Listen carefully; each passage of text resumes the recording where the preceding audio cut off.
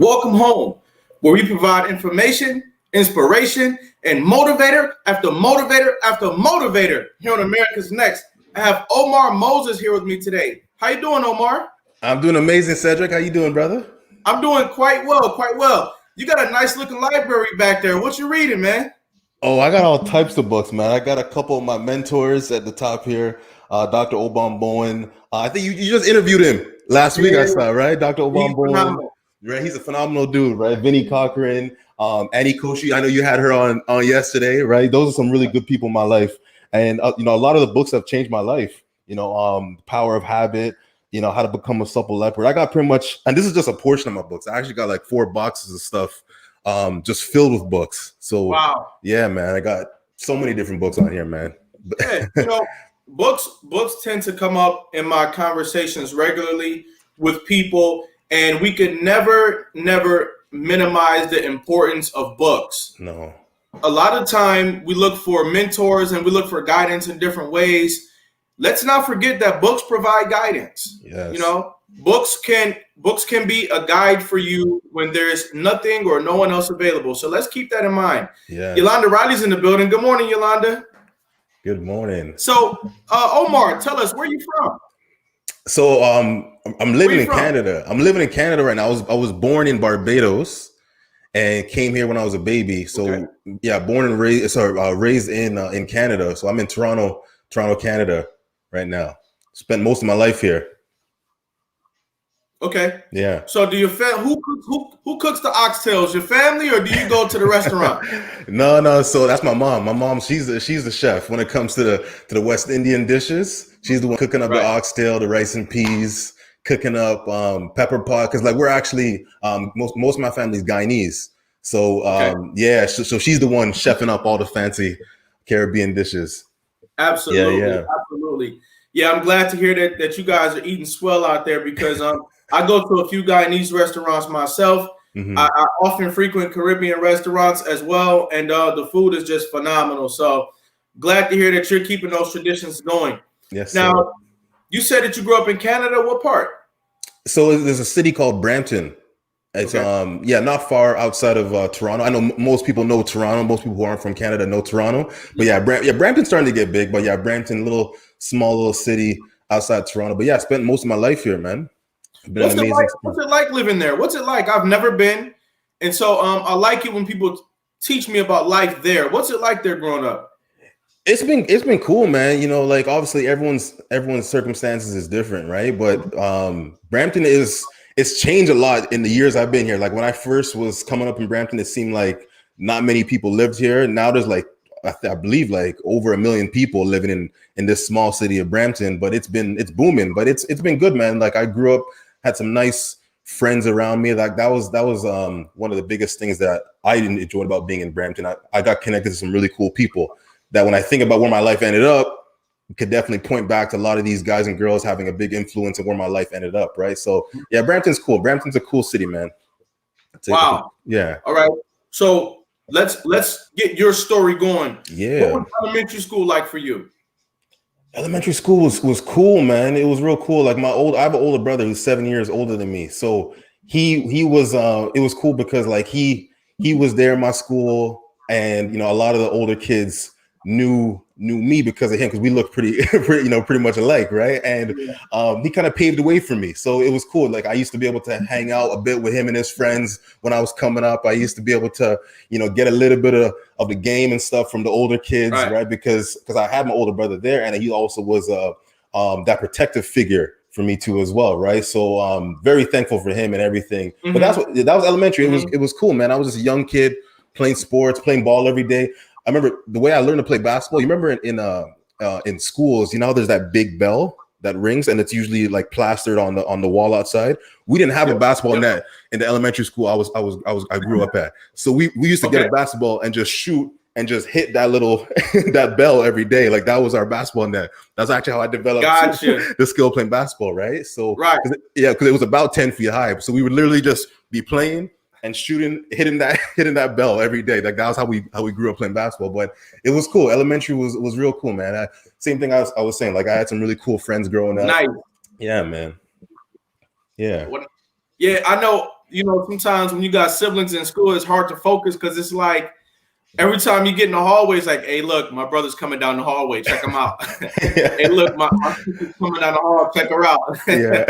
So it's a lot of that going back and forth. But the camaraderie helps. Yes. You know, and y'all were shooting basketball with the bell on the wall outside. So, you know, y'all were being creative as well. Yeah, man. Now, did you take interest? Did you take interest in anything besides sports? What were your interests at the time? Growing up, mainly it was sports, video games, sports and video games. At a young age in elementary school, like I was just more focused on trying to be like MJ. Like that was my main focus when I was in elementary school, right? It wasn't until I got older where I started to open my mind up to different things. But yeah, in elementary school, I would say my main interest was definitely just getting out, seeing the world, having fun with friends, and just playing sports. Like I'd be outside 8 hours a day, man, doing all different types of sports. You know, playing at the park, playing basketball, running around with friends. Like that was life, right? It seemed like life was so simple back then, but that was life. That was life for me back then, man. Yeah. Did y'all ride bikes and hang out with your friends, build clubhouses and stuff like that? Yeah, we were riding bikes. We'd be doing all, because there was a nice little park where I used to live, in the building that I grew up at, and there was like 4 buildings surrounding the park, and then all the kids would just come there and be doing all types of crazy stuff, playing soccer, riding bikes, you know, rolling down hills, doing all types of crazy stuff. What years are we talking about here? I'm talking like age 6 to like 11 type thing. Yeah, 6 to 10. What type of music were y'all listening to at the time? Oh, back then, man, I was listening to some Eminem. I remember some Eminem. I remember Nelly. Nelly was big for me back then, right? When Nelly first came out. Nelly. I remember Lil Bow Wow, right? I remember I used to have cassette tapes. Those were my first cassette tapes, right? I had a Lil Bow Wow cassette tape. I had a Nelly cassette tape. I had even R. Kelly, because I know R. Kelly. I had R. Kelly cassette tape, but this is way back when, right? But so I had that. What else did I have? You know what? People don't want to give Lil Bow Wow his respect, but when Lil Bow Wow came out, he was a big deal. He was a bad dude. Yeah, absolutely, man. Yeah. That guy, he had a massive impact on the world, man. Yeah. People don't like to give Bow Wow his respect, man.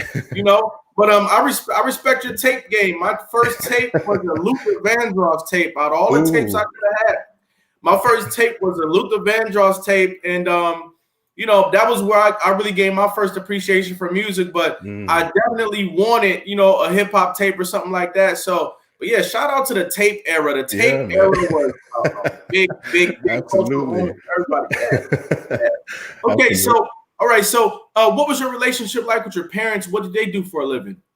It was good, man. It was God. I have really good parents. My mom and dad, typical immigrant story, coming to Canada, you know, for a better opportunity, and they worked their butt off to give us what we needed. Because back then, like, I literally grew up in a building, and obviously, as you get when you're in that situation, you don't really realize what poverty is, or you know, if your family's rich, if your family's this, that, and the other, right? But they definitely worked and gave us everything that we needed, you know, to get by. My mom, she is still working for Royal Bank. She's a big time accountant downtown. There's a company called Royal Bank. It's one of the biggest banks in Canada. So she's been accounting for them for like almost, I believe it's 27 years, and she's gonna be retiring soon. So my father, he did different things. You know, he was a security guard. He ran a security company. He did a bunch of different things to get by. Because I know prior to coming to Canada, he actually was a politician in Guyana. And you know that situation when people come to a different country and then your credentials don't match up, you know what I mean? And you got to go through the whole process of having to spend another X amount of years just to kind of get the country's equivalent. So he was an architect and a politician back home, and then came to Canada, and just to help us get by, he got jobs as a security guard. He got jobs doing what he needed to put food on the table.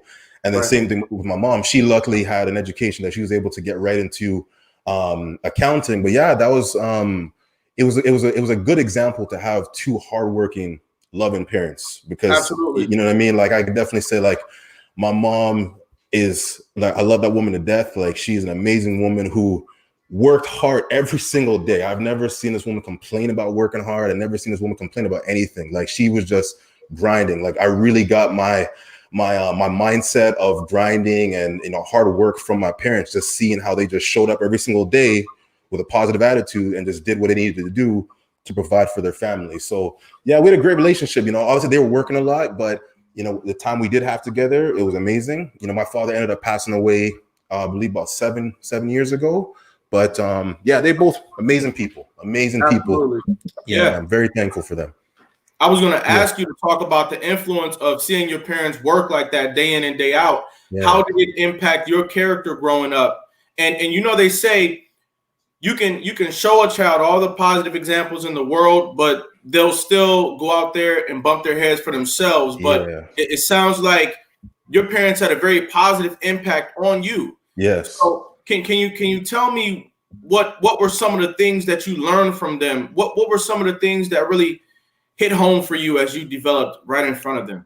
Absolutely. One of the things that definitely hit home, man, was you working and doing what you needed to do to get by. Because like, obviously, like my parents also, you know, would remind me about how, you know, how hard it is at times for them, you know, coming to the country, you know, being people of color. Right. And just reminding me that, okay, you know, you got to work a little harder compared to some other people, because, you know, may not be getting as many opportunities as the average person. So you got to make up whatever with work ethic. You got to make up whatever with your mindset and stand above, and never let working hard be the reason why you don't get something in life. And that was one of the biggest things that they instilled with me, is that, you know, whatever you're doing, you're giving 100%. You're not half-assing anything. Even if no one's watching, you're watching. You and God are watching. So you're putting that 100% effort into everything. So I could say that, like, I started working at 16 years old and had that mindset of, okay, if I want something in life, I got to go get it. I got to be the one to go get it. Give us 1 second. Yeah. The internet cut up?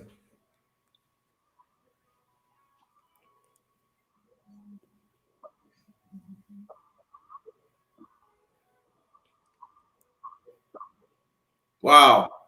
You were breaking up pretty bad just now, and I hope it doesn't continue. Yeah, you actually cut out a little bit, but I heard what you were saying, and what you were talking about was the influence of seeing your family members work day in and day out, and the impact that has on you. You know, sometimes we get involved in things, and then we want to move on to something else before we get the products that we want out of the work that we're doing. And so one thing I really like about the generation before us is that you get to see them work in one place for 15 or 20 years, you know, and you get to see some of these people retire comfortably with the experience of those years of work. And they have very, very sturdy experiences as a result of standing at one place and getting the job done. Now, I will say, we're in an era now where, you know, people want to figure out how to make more money faster, and they want to figure out how to get more into a life of leisure. I don't know if that's realistic yet, though. Do you think that it's realistic yet? Nah, like I think no matter who you are, I think you gotta put in the work. You know, I think every single person, like everyone. Can you hear me? Can you hear me? Yeah, you were breaking up. Restart. Go ahead. I was just gonna say, okay, so obviously I think everybody wants to have the quick success. Everyone wants to be a millionaire, billionaire overnight, whatever it is. But the reality is, you know, if you want success in something, you got to look at the people who have success and look at, okay, what do they do to have success? And for me personally, for the people that I look up to in all industries, they all went through their own, you know, you can call it season of sacrifice. They all went through that time where they had to grind. They all went through that time where no one knew their name, where they weren't making no money, where there were some people homeless. One of my mentors, you talked to Dr. Obama Bowen, that gentleman 8 years ago was homeless and is living in his car. And now this man's a billionaire. Like, so all the people that I look up to, they went through that their own version of sacrifice. You know, I'm sure you're aware of the law of 10,000 hours. You know that book, Outliers. Yes. Right. And it talks about it, you know, in that book, they follow all these amazing people, and it shows the time that they were putting in grinding and perfecting their skill set, perfecting whatever it is that eventually ended up making them this super successful person. So my answer to that would be like, I don't think anything's changed. I think that hard work still applies. And I think for anyone who wants to really get some serious success in life, you got to put in that sacrifice. You got to put in that grind. You got to put in that consistency before it eventually bears fruit and you're living that lavish life that we all want to have, right? But it definitely requires that sacrifice. Can you talk to us about when your season of sacrifice started? Yeah, absolutely. And where you are in that? Absolutely, brother. Great question. So for me, my season of sacrifice, it's been going on for a hot minute, man. It's been because right now I'm in the business and health coaching space, right? Like I'll tell you a little more about that a little later on, but like that's what I do. I'm in the business and health coaching space, but I've spent the last 12 years training and developing people. Like literally for the last 12 years, I've been in the health and fitness space, training members, training coaches, training personal trainers, training managers, like coaching and developing people. And although what I do right now for a living is very much tied to coaching and developing people, but it's not like I overnight was like, yo, I'm going to start coaching people. It was something that I've been grinding and going through ups and downs over the last 12 years that has given me the confidence and given me the skill set to be able to have a couple businesses where I'm focused primarily on coaching and developing people. But I've went through that sacrifice over the last 12 years, and it's not stopping anytime soon, where I had to,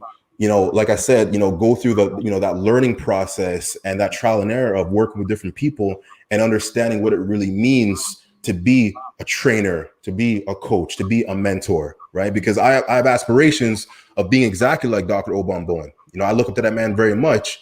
And for me to be at that level, I've already committed my mind. Like 12 years has been amazing, but I'm committed to this for life. So that's to answer your question of where I'm at in my season of sacrifice. I'm in that season right now, and I'm blessed to be in the part of my life where I finally have my own businesses. I've moved out of the corporate world to have my own businesses where now, I'm doing similar stuff, but it's all me now. It's all focused on me being able to express my gifts into the world the way I feel they should be expressed, right? But that's where I'm at right now, is that season where it's my own business, but then now I'm going to be transitioning to having even more success because it's my own, I can put everything into it, right? So yeah, sir. Did you know as you graduated from high school that you wanted to be an entrepreneur someday? That's a great question. Nah, man, no, like that's something that I definitely knew, graduating from high school that I wanted to be same thing you mentioned earlier, man, living that lavish life, having success. Everyone wants that, right? But it wasn't until I started to get into, the fitness and health space and then working in the corporate world where I started to get a taste of freedom, what freedom feels like. Like I actually, my first experience with personal development came from getting into like Tony Robbins and like Brian Tracy and guys like that, right? That was like some of my first experiences with personal development. And then to see guys like Tony Robbins, as an example, being able to serve the world, share his gifts with the world, but traveling wherever he wants, when he wants, like that's my definition of freedom, is being able to do what you want, however you want to do it, right? You're expressing your gifts. So it wasn't until, a few years of working in the corporate space where I started to get that real hunger where I'm like, okay, I love what I do. I love serving people. I love helping people, but I feel like there's a better way. There's a better way where I can make a much larger impact and I don't have to be confined to a corporate environment. So that's where that hunger of wanting to be an entrepreneur came out, largely from realizing, okay, more about who I am and what's important to me in life, and realizing that, okay, I want to be able to continue to serve and help people in the world, but I want to be able to do it on my own terms, right? That's where that kind of grew. What were some of your conversations like with other people who are working in corporate who might have also wanted to get into a different business capacity? What were those conversations like? Great question, man. Those conversations, they usually start off with figuring out what's important to you. Because for a lot of the people that I've worked with in the corporate space, a lot of people that I work with outside of the corporate space, it's usually starting with, okay, what is important to you in life? Is spending time with your family important to you in life? Is you being able to be financially free important to you in life? Is you being able to express your gifts in a way that makes you happy? Is that important to you in life? So a lot of those conversations start off with like, Are you happy? Do you feel like, because, I remember one of my mentors years ago, like he has this line, he had this teaching, it's called TGIF, right?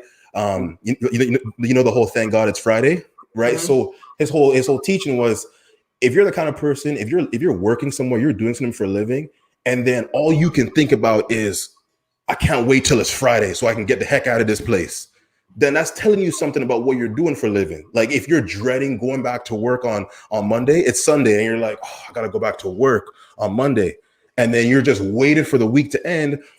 That's telling you that, okay, maybe you're spending a lot of your week doing something that's not completely fulfilling you. And that's a lot of where those feelings start to come up of like, are you doing what you're called to do? So a lot of those conversations came from, hey, are you happy doing what you're doing? Because I know for me, I love coaching and training people. I love coaching and developing people. I can do this all day. I'll do it even if I wasn't getting paid to do this. I'd still be doing this. I'd still be doing some version of that. So that conversation with people has started with, are you really happy doing what you're doing? And forget about, I know a lot of the time we get stuck in a space because we're like, I got to pay the bills, or I got these obligations that are making me stay in this job or whatever corporate situation I'm in. But okay, take that away for a second. Ask yourself, if money and all that stuff wasn't a factor right now, what would you be doing? Mm-hmm. Forget about what you think is possible. Because I know some people be like, yo, man, I'm too old, man, or I got too much going on. That's not possible for me. But there's people who've done it, right? And there's people who continue to do it. So forget about all that stuff. What really makes you happy? If you were to wake up in the morning and describe what you'd want your ideal day in life to be like, what is that? And then let's start to work backwards and figure out what you can start doing in life and start working towards in life to make that dream or that vision a reality. Mm-hmm. So as you might know, some of the older members of our community, people who are at least 15 to 20 years older than us, they might say, hey, I know you don't enjoy working 50 hours a week. Mm-hmm. You don't like the long-term commitment with the corporate company that's not your own, but that's life. It's reality. And it's what we have to do, as regular people to support ourselves and our families. Mm-hmm. Do you feel like the younger generations are taking on a new paradigm? We want to see the entire work paradigm occur differently. Mm-hmm. Do you see that? Absolutely. That's a fantastic question, brother. Absolutely. I think it's not even just the younger generation, Cedric. It's the way the world is shifting, right? Like you look at social media, like what you and I are doing right now, this wouldn't have been possible, 10 years ago or however, you know what I mean? Not that long ago. But more and more people are creating massive success for themselves in the online social media digital space, period, right? So it's one of those things where, to answer your question, younger people, a lot of people are starting to see, hey, I got a skill that I want to serve the world. I no longer have to go through the middleman. 10, 15 years ago, you had to go through the middleman of a corporation or like a record label or some speaking company to put you on. That was how it was before. But now we're living in a time where you can have amazing gifts, go on your phone, go on Instagram, just start putting out videos. And then if you're good enough, if you're passionate enough, if you got really quality stuff, it's going to catch on. And numerous people have done that. And numerous people continue to show that there is no more middleman. You can just come directly to the world and create success for yourself. Right. So, you know what I mean? That's the world we're living in. So I definitely feel that the world, it's not just the young people. I feel like the world, largely through social media and stuff like this,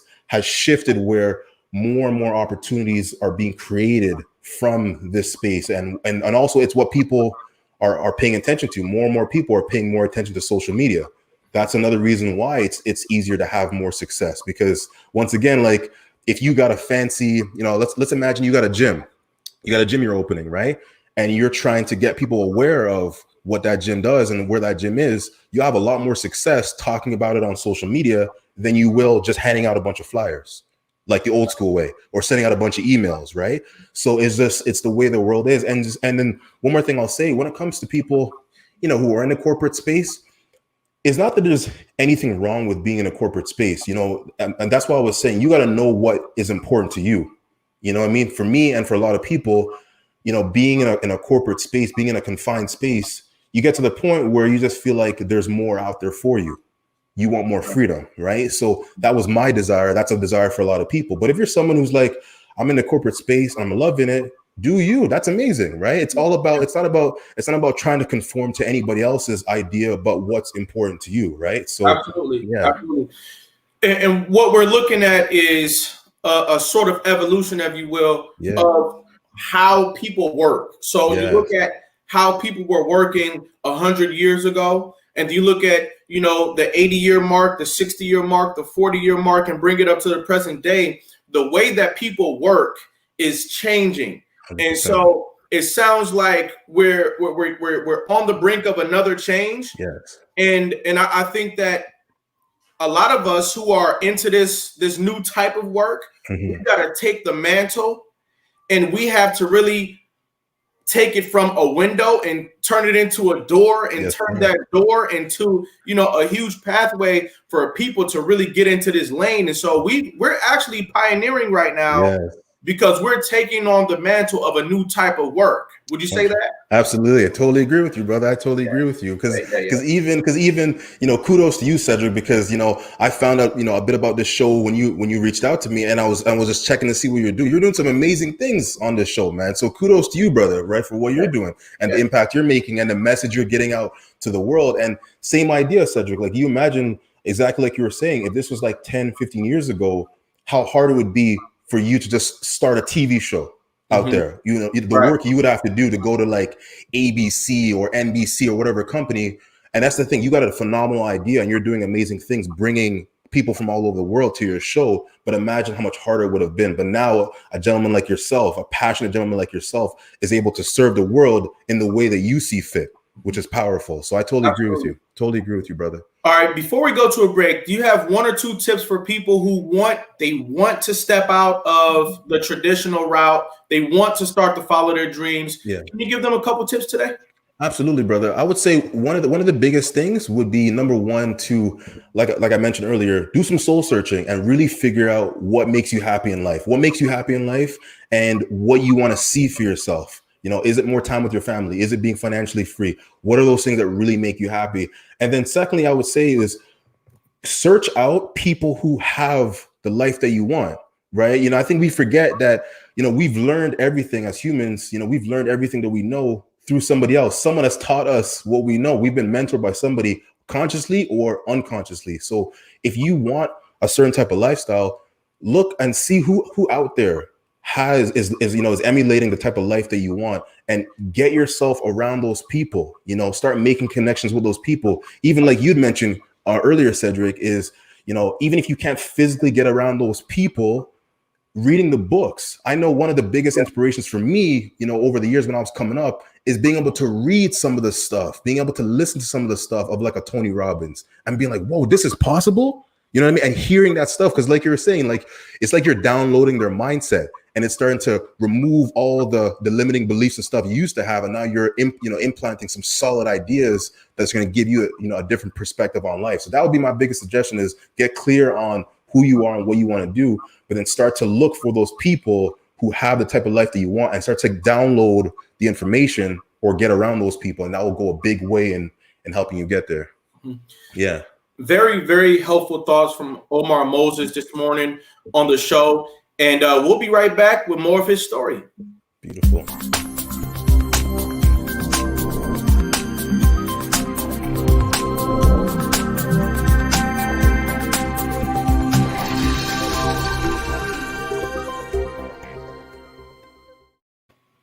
America's Next Motivator. Monday, Wednesday, and Friday at 5 p.m. Eastern. Tuesday and Thursday at 10 a.m. Eastern. America's Next Motivator, hosted by me, Cedric Riley, and sponsored by the Pride Empowerment Network.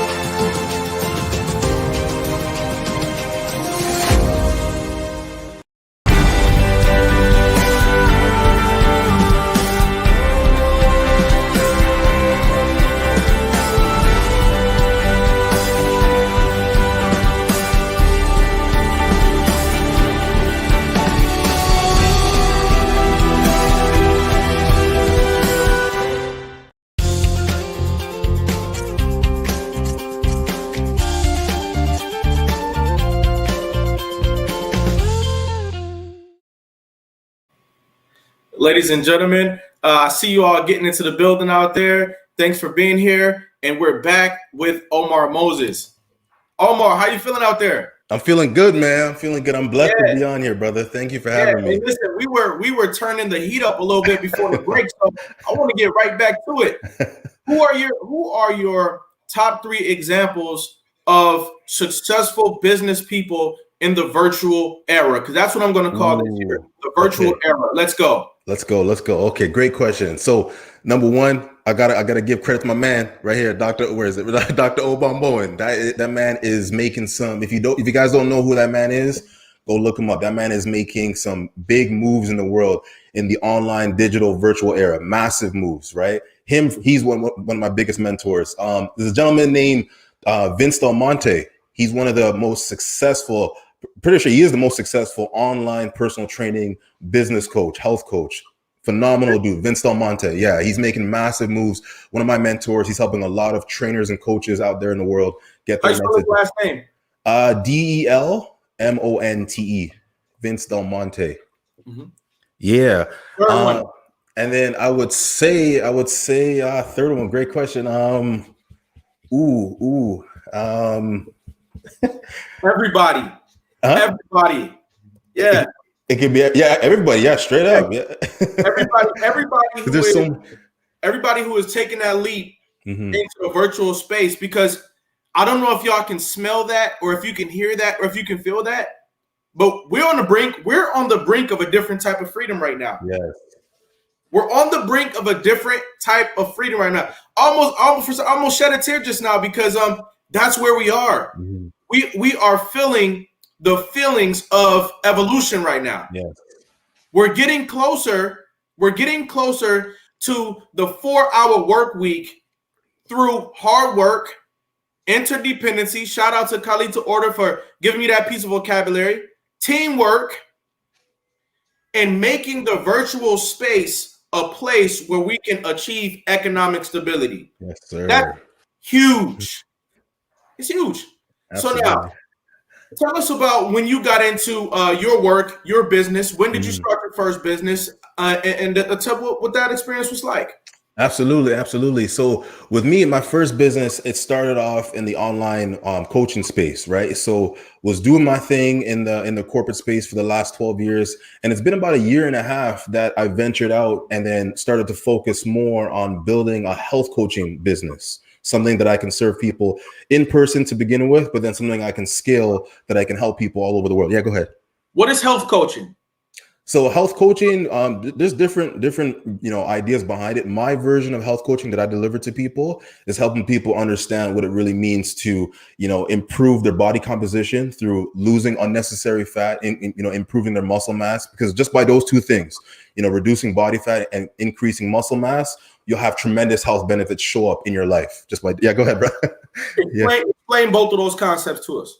Okay, absolutely. So think about muscle mass. As an example, most people who are not familiar with, exercising or muscle mass in general, they think, okay, you're building muscle because you want to be a bodybuilder. You want to look like Arnold and be big and buff. That's great. There's definitely people out there who want to be big and buff and be bodybuilders, right? But just for any human being, increasing your muscle mass has tremendous benefits. It helps you to increase your metabolism. It gives you more strength. It protects your bones, your joints. You're having more energy. There's tremendous benefits. And even people who have conditions like high blood pressure, diabetes, high cholesterol, it's been proven that increasing your muscle mass will go a long way in helping you to reverse a lot of the effects of these conditions. So building muscle, it looks good. You get a nice tight body, you're starting to feel good, increase your confidence. But from a physiological standpoint, there are amazing benefits that come with increasing the amount of muscle, and it's all relevant to you. 90-year-old Jane Doe is going to have a different level of building muscle than 25-year-old Omar Moses. You know what I mean? It's all relevant to you, whatever makes most sense for you. And to that point, and I know we got another part of this question that you got to answer, but before we get to that, can you tell us, for the women, how can they build muscle? For the men, what can they do to build muscle? For the young people, Yeah. for the old people, and for the people who are in the wheelchair. Yes. The disabled people. Yeah. How can they build muscle as well? Talk about it. Absolutely. So building muscle, Cedric, it's a process, right? One of the biggest things you want to do is get consistent, because building muscle is something that doesn't happen overnight, right? It's not like, you go running outside and you can just burn, you can burn some calories and get a sweat, right? Building muscle is a process of you consistently doing some version of strength training, right? And it's exactly what it sounds like. Strength training is either using your own body weight, using dumbbells, kettlebells, some type of equipment to challenge your body, because that's how you build muscle. Is you put your body in positions and exercises where it's being challenged, and you're forcing it to do a little more work than what it's used to, and then your body starts to adapt, right? So to answer the question, for everybody to build muscle, you want to build into your lifestyle a consistent routine of physical exercise, primarily focused on strength training. And once again, wherever you're at in your life, strength training is going to be something that is unique to you. So if you're, like you're saying, someone in a wheelchair, and you're in a wheelchair, like, you doing strength training is going to be something that you're going to the gym and using whatever equipment that you can physically do. You'll obviously have different areas to focus on compared to somebody else, but it's you just doing what you're capable of doing and then focusing on improving and getting better, because that's the biggest, factor with weight training and building muscle, is you challenging your body and throwing different factors at it so that it continues to improve week in and week out, right? Because like I said, I can go on forever talk about how to build muscle, because it's not a simple process. But like I said, the biggest thing is just getting a consistent routine and then starting to eat a little better too as well, right? So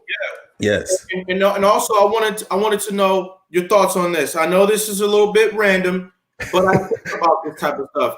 What would be the value of strengthening the muscles in your neck and strengthening the muscles in your face?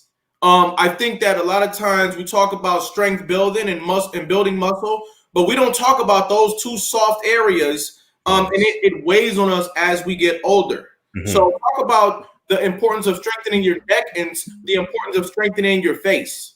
Great question. So strengthening your neck and strengthening your face. Well, number one, depending on what you want looks wise, it can improve how you look. It can enhance how you look, right? I know for a lot of dudes, like, they intentionally train their neck and they train, areas of their face, because you're going to have a little more of a chiseled jawline, right? But you're also going to have a little more muscle mass around your neck, right? It's also good just for, getting your body in complete alignment, right? Because we got muscles all over our body, right? So if you're doing a little bit of that stuff to work on, your face, you work on, your neck too as well, then you're putting yourself in a position where you're helping your body get in better alignment, because everything's connected, right? A lot of the time people just focus on, their upper body, and then they're having issues with their lower half because they never train it. Everything's connected, right? Just because, so I would say, to answer that question, it would help you just get in better alignment overall. That would be a huge benefit of you strengthening, your face. And at the same time too, as well, is,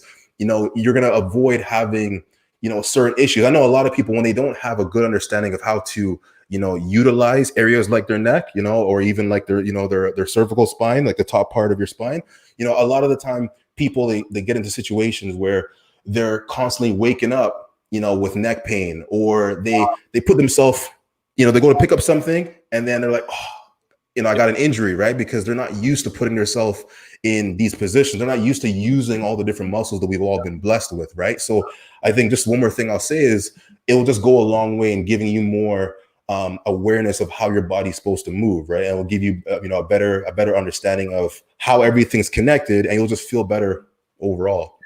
I think that what you're saying right now is huge. Yeah. It's huge because so many of us, we don't work out all the different areas of our bodies. Yes. And I'm going to talk a little bit about youth and foster care right now. For those people who might not know, I spent years of my life in the foster care system, but I also worked in a residential treatment sector where I got to know some of the young people who live in those settings. And this is where they connect to a lot of us, and this is where we're going with it. A lot of us, when you say workout, we think push-ups. We think push-ups and maybe squats and maybe running. But when you say work out or you say strengthen your body, there's a lot more to it than just push-ups, squats, and running. And you, when you said that you got to realize how everything is interconnected. Yes. I want you to speak to the young people and the older people about how, give you an example. You want to do more push-ups. Maybe you need to strengthen your back. Yes. You want to run further. Maybe you need to strengthen your core. Exactly. Right? And so it's not always, I want a big chest, let me do push-ups. Mm-hmm. Sometimes it's, I want a big chest, let me strengthen my back. Exactly. Can you talk about the way those things connect? Absolutely. Great question, Cedric. So it's exactly like you said, everything is connected. So I'll give you an example. You think about squats, you think about, when you do a squat, all the muscles that are involved when you do a squat. Of course, one of the best ways to get better at squats is to continue to squat better, right? But a lot of time people have restrictions in their body that prevent them from being able to do a good squat. So, right. So it may be like restrictions like, ankle mobility, bad ankle mobility, or tight hips, or, weak glutes. So by you strengthening these other areas, it's like, boom, now you're making it easier for you to do an exercise that you want to do. Just like you were saying with like push-ups, right? You may be someone who wants to get better at doing a bench press, right? One big thing that one big mistake that I see from people all the time that I even struggle with for years is they don't work on their posture, right? So they're dudes who they want to get a big chest, but they got rounded shoulders. So they're dudes who are walking around like this, right? And because they spend so much time training their chest, right? And because they don't have that holistic approach to exercise where they're training everything, now they got underdeveloped parts of their body, right? Where this part is more developed, and then the opposing side is underdeveloped. Now, when you're doing a bench press, you're supposed to be working your chest, but now what are you getting? You're getting more shoulders because everything is all, forward folded. That makes sense, right? Yeah. But if you were to be somebody like you were saying, where you realize, okay, I want to get everything to be even, then you work on your shoulders, you work on your posture, you work on your back. Now things open up. So now you're able to do that chest press with more efficiency because you're able to put yourself in a better position.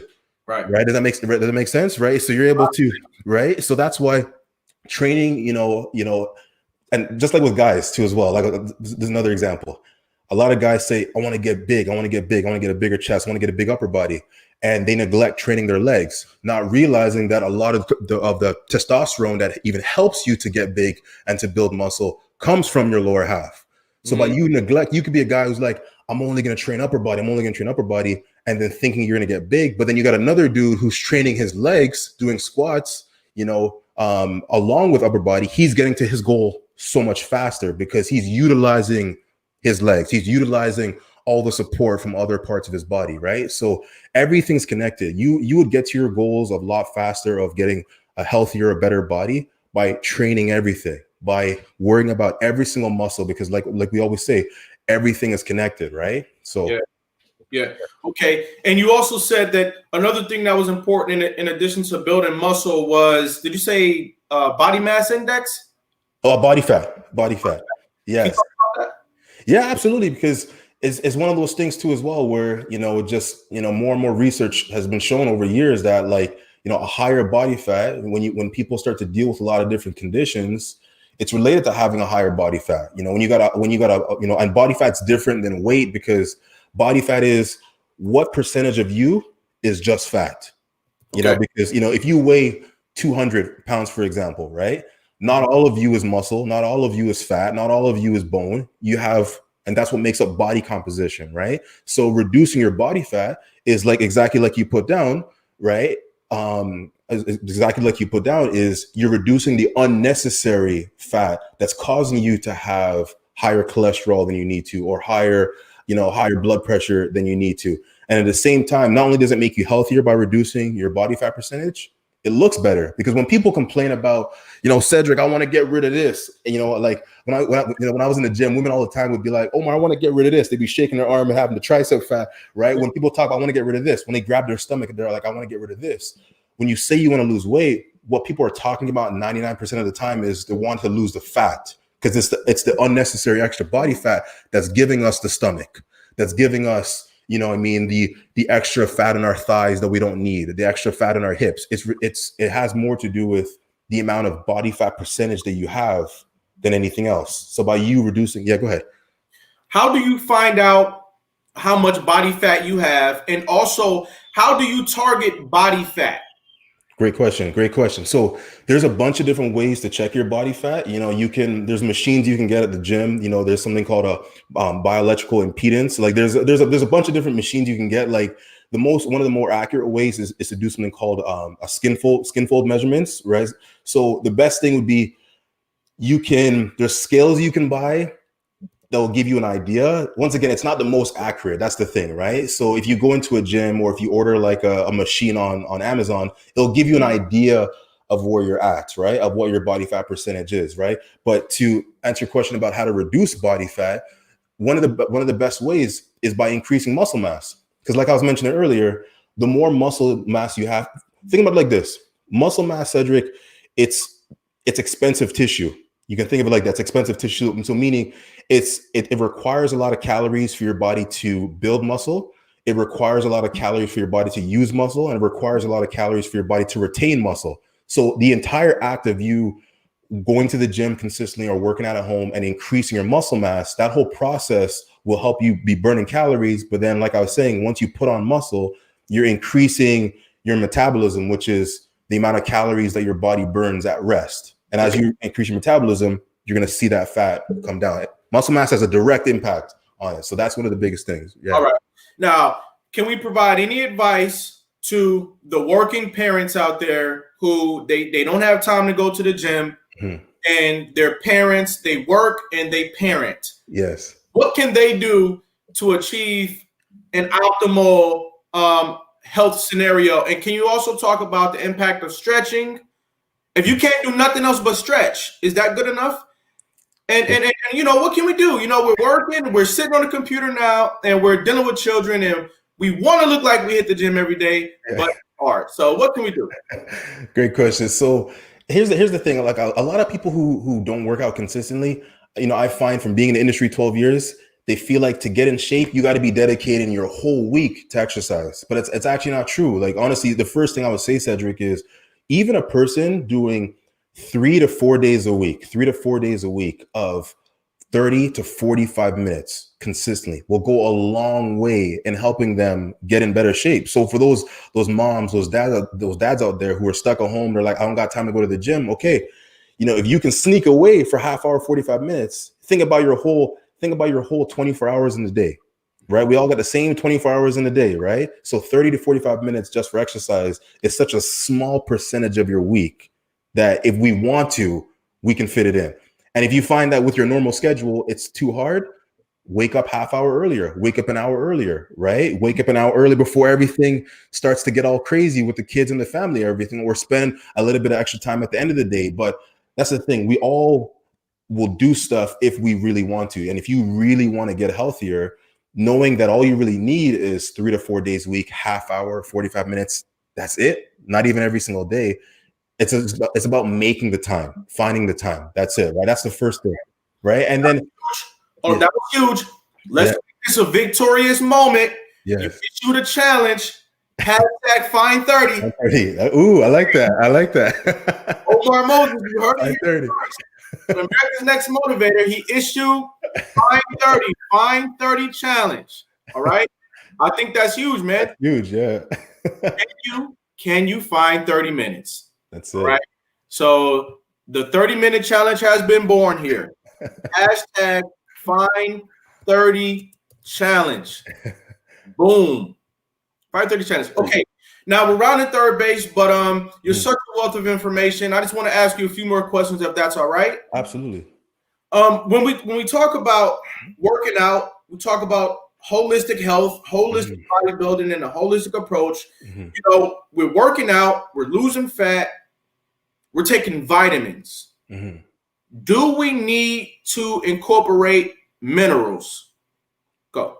Absolutely. Okay, so just think vitamins and minerals, all those supplements, you got to think like they're called supplements to supplement what your body is not getting, right? So if you are a person who you are eating nutritious foods, you are eating a nice balanced diet, and you're getting, you know, a good amount of whole foods in there, unprocessed foods, you're getting a good amount of vegetables and fruits and different things like that, then yeah, you're going to be packing your body full of nutrients that your body needs to live at its best, to work at its most optimal, right? You can think of your body like a car, right? And if you're giving it the best oil, the best gas, the best, all that stuff, chances are it's going to work at a very high efficiency. Same kind of thing with your body. So when it comes to minerals and vitamins and stuff like that, they're definitely good to take if you're somebody who is not getting that stuff naturally through food.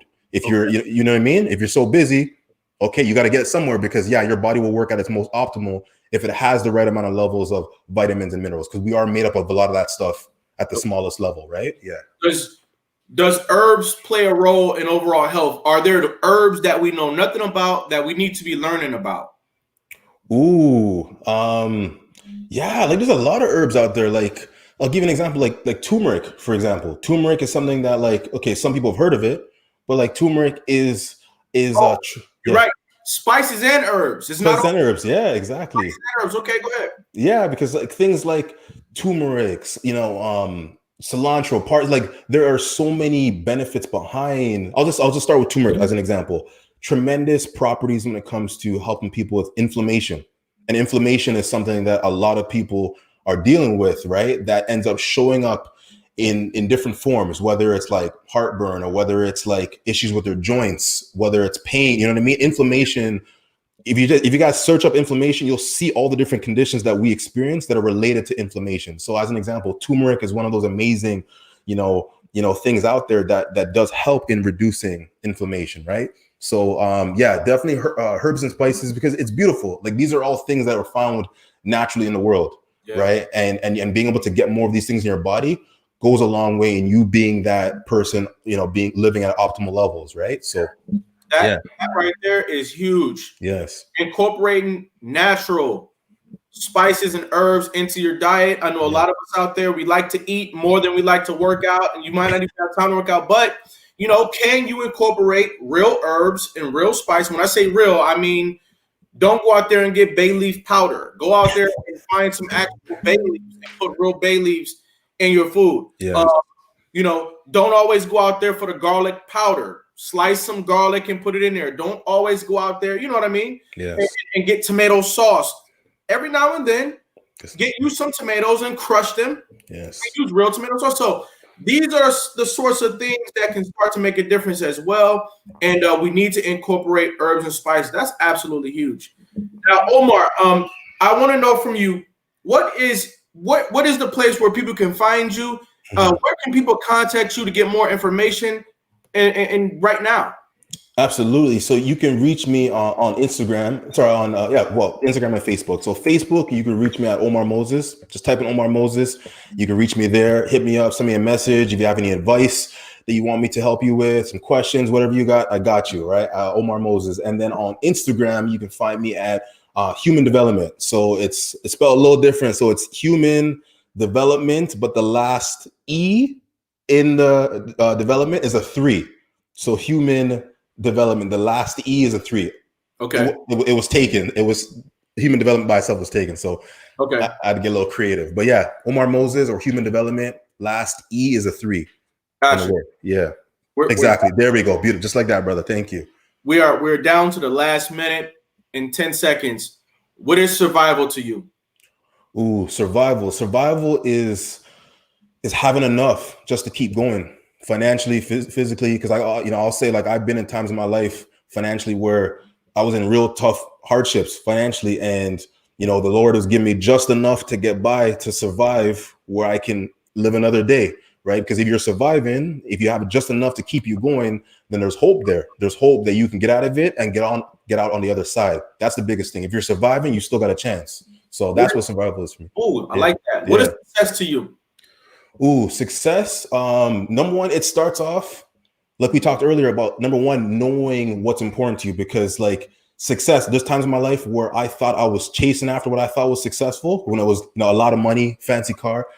That wasn't success because I was not happy at the end of it. So I think the first thing with success is, first off, knowing what's important to you, so that you can start to move towards those things that are important to you. And then that's where you're achieving success, by fulfilling the things that really make you happy. That's my definition of success, is fulfilling yourself with the things that truly fulfill you and make you happy.